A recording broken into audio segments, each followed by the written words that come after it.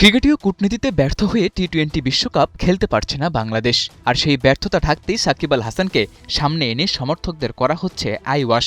আন্তর্জাতিক মিডিয়ায় এমন শিরোনামের উপলক্ষ তামিম ইকবালের মন্তব্য।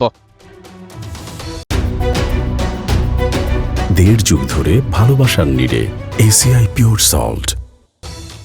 ২৪ জানুয়ারি শনিবার বিসিবি কর্তারা যখন বোর্ড মিটিংয়ে, তখনই আইসিসি থেকে আসে ঘোষণা বাংলাদেশকে বাদ দিয়ে স্কটল্যান্ডকে নিয়ে হবে এবারের টি-20 বিশ্বকাপ। কিন্তু এই মিটিং শেষে প্রেস কনফারেন্সে বিশ্বকাপ ইস্যুকে অনেকটা পাশ কাটিয়ে সামনে আনা হয় সাকিব আল হাসানকে। জানানো হয় দীর্ঘ সময় বাংলাদেশে আসতে না পারা এই ক্রিকেটারকে আবারও জাতীয় দলে ফেরানোর চেষ্টা করছে বিসিবি।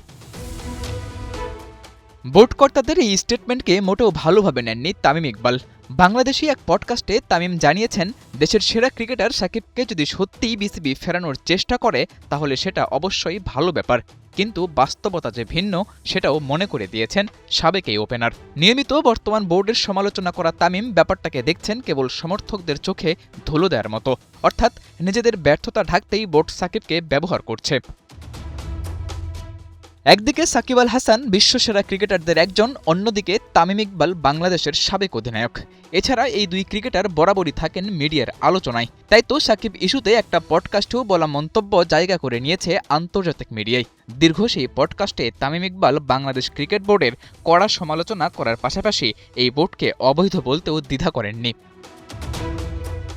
তবে সমর্থকদের চোখে ধুলা দেওয়ার জন্যই হোক কিংবা নিজেদের ব্যর্থতা ঢাকতে, বিসিবি যদি সত্যিই সাকিবকে ফেরানোর এই আলোচনায় আলো ফোটাতে পারে তাহলে সেটি বাংলাদেশ ক্রিকেটের জন্য হবে দৃষ্টান্তের।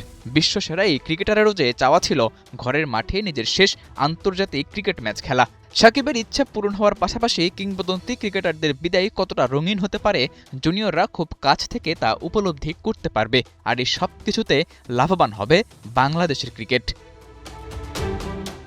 সাদাতুর রাফি, ৭১।